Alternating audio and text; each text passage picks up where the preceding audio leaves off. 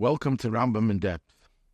Today, we are going to be discussing the Rambam's introduction as we begin a new cycle of learning the Rambam, starting the 45th cycle after 40 years of learning. In his Hakdama, in his introduction, the Rambam discusses the 40 generations of the transmission of the Torah from Sinai all the way down to the end of the period of the Amoraim. And there's something interesting about the way he refers to certain rabbis, certain sages. Shmai and Naphtali, and he says, Geri Tzedek, they were righteous converts. Rabbi Akiva and Rabbi Meir were children of Gerim. Why is it important for the Rambam to mention the fact that they were either Gerim or Bnei Gerim? What's the relationship to his theme of transmission of the Torah? One could suggest that the Rambam is trying to tell us, contrary to Nevuah, prophecy, where the Gemara in Sanhedrin, the Flametes Amid Beis, makes it sound like it's a chiddush, it's a novelty that Ovadia, who was a convert, was also a Navi. But when it comes to Torah, not Nevuah, Torah is completely different. Torah is not connected to Nevuah, as the Rambam speaks about this at length in his Hakdama to the Pirush HaMishnayos, how a Pesach does not rely on Nevuah. In fact, you're not allowed to rely on Nevuah, and the Rambam rules that way also later on in the Mishneh Torah.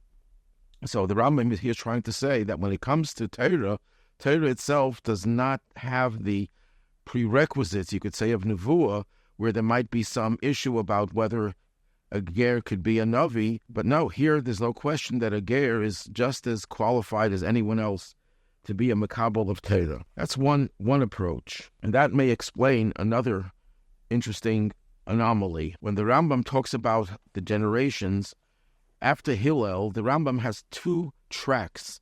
He starts off by saying that Hillel was one of the recipients of the Torah.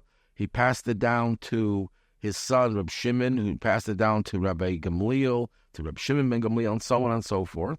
In other words, there's a hereditary process where Hillel transmits it to his son and his son to his son. And then the Rambam also talks about his students. Hillel had a student, Rabbi Yochanan ben Zakkai, and Rabbi Yochanan ben Zakkai had many students. So he talks about another line, a line through the students. Why does he give both tracks? Why is it important to have both tracks? Because if he just said that it's Hillel to his son, you might have thought that Torah's transmission depends on your yichus, on your genealogy.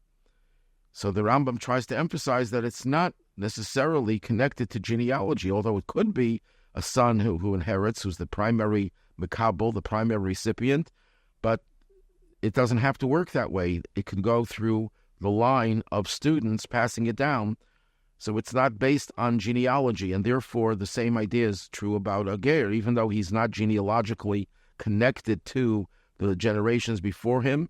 Nevertheless, he is still eminently qualified to be a makabel HaTorah. Another way of explaining is the Gemara in Bava Metzia Daf Nuches Amid Beis talks about how we're not supposed to use offensive language, and he gives an example called a nos dvarim, verbal abuse.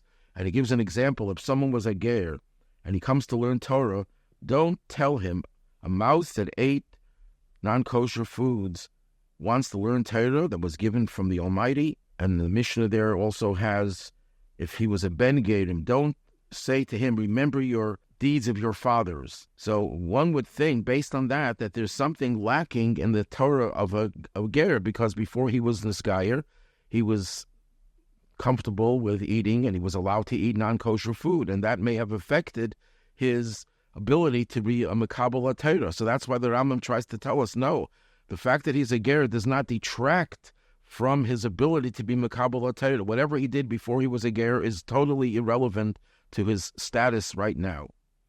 So far, what we're saying is that the ger status of a makabel Torah doesn't detract from his ability to receive the Torah.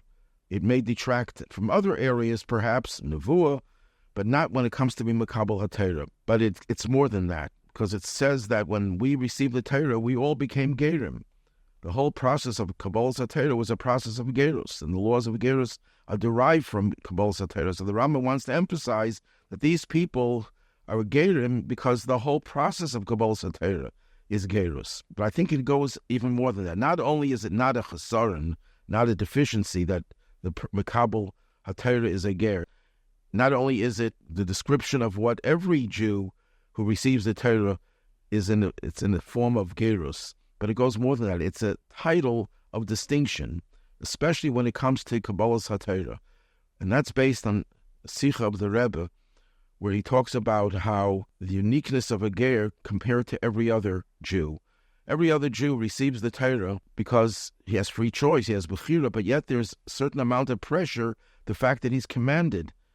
He's commanded to accept the Torah. He has Bechira, he has free choice whether he's going to accept the commandment, accept the authority, or not. But he does have pressure based on the fact that God commands him to do the mitzvahs. A ger, on the other hand, when a ger accepts Torah mitzvahs, it's completely volitional. It's his own choice, totally. There's no pressure, there's no coercion, there's no way that you can tell a prospective ger, you must accept Torah mitzvahs, you must convert to Judaism. There is no such thing. So when we talk about Kabbalah Torah, what is the meaning of Kabbalah? You are fully receptive to it.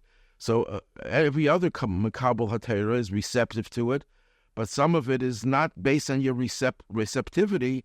Some of it is based on the fact that you have no other choice. You have to accept it. So it's not your acceptance 100%. It could be 99%, but it's not 100%.